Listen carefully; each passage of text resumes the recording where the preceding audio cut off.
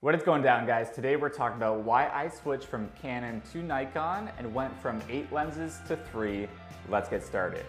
As a wedding photographer, the day is packed with a lot of action. You know, when you're running out from the getting ready photos to the ceremony, from walking down the aisle to the first kiss, there's a lot going on, and having time to switch lenses can be time consuming during the day. So when I was shooting Canon, I had 8 lenses. I had a 24 to 105, I had a 50, I had a 35, I had an 85, I had a 70-200 2.8 IS, I had a fisheye lens, and I'm sure I had a couple other lenses. I kind of forget them all because it's been a while, but it was bananas. I had so many lenses in my bag, and I felt that every other moment I was switching lenses all throughout the day unpurposely. And I wasn't a true master of 1 to 2 lenses. So when I switched to Nikon, this is what I did. I only bought 3 lenses, and out of those 3, I only shoot with 2. So right now, the first lens I have right here is the Nikon 135 f2. This lens is one of their sharpest lenses that they have, and this is my new telephoto lens. Now before you comment down below, Jeremy, that's technically not a telephoto lens. It's less than 200 millimeters. You're fake. Well, let me tell you what, the 70-200 is about this big.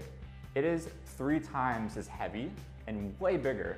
However, I can get a very similar killer compression with this lens without having to carry something that's huge. Now, I'm really taking a minimalistic feel to how many lenses and gear I'm bringing to the wedding day. I really want to be productive on the wedding day so I can master 3 lenses rather than 8 and not be a true master of all of them.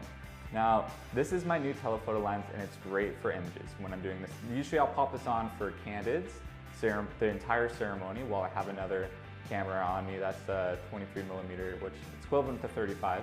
Now the second lens I use all the time is this. So this is the Nikkor series Nikon 1.4 50 millimeter. Now every photographer has this lens. However, it's still thebomb.com. Come on guys, it creates amazing bokeh. This is amazing portrait lens. So when I'm doing portraits of the couple of just them two, or if it's really low light and I'm doing they're coming out with all the candles and stuff, or if it's really dark at night and we're doing any night photos, or really where I want the ambience of the room with natural light, I'll bring up this lens. Of course, I don't have to tell you guys this lens is amazing, because as a photographer, you're bombarded with amazing videos talking about why this lens is killer, so I'm just gonna skip talking about it. So that is the middle lens. Now, you're probably asking, Jeremy, why don't you have any zoom lens? So I have the Tamron 24 to 70, and this bad boy gets used 5% of the day on a wedding day. I rarely use this lens. Usually I'll use this lens for first dances. I'll use it for big wide shots, maybe for family portraits, but usually I can get away using my 50 if there's enough room. And then maybe for, depending on the aisle of the walking down shot, then I'll pop this on so I can get really wide and then get close up while they're walking down the aisle so I can switch. And then I'll put my 135 on for the entire ceremony, and then right before the ceremony ends, I'll switch this back on. However, as a wedding photographer, there's a lot going on. There's a lot of versatility going on. So to have a lens that you can quickly throw on and get really wide and get really close up, you need this in your bag. However, you can get away not bringing it to weddings. I've shot a couple weddings down in the States or down south where I would actually not bring this at all. And most destination wedding photographers only bring versatile lens because you want to cover as many focal lengths as possible, but I'm kind of the opposite. I'd rather just bring my 50 and 135 and just shoot on those 2 lenses all day rather than bring this lens, because this is not the lens I use to capture the photos for my style and my brand. These 2 lenses are really the only 2 lenses I use to capture photos that really get the feel of what my couples are looking for and why my brand is why it is. Because since I only shoot these 2 lenses, I've really mastered them. I know the compression, I know what aperture to use to get the certain look I want. I know how close I want to get up, and you start to notice that when you shoot on the same 2 lenses for all your photo shoots. Now, when I was shooting Canon, like before, I would shoot, the first part of the ceremony on an 85, and then I'd switch to 70-200, and then I'd go to the 24 to 105, and you're not becoming a master of any of those lenses.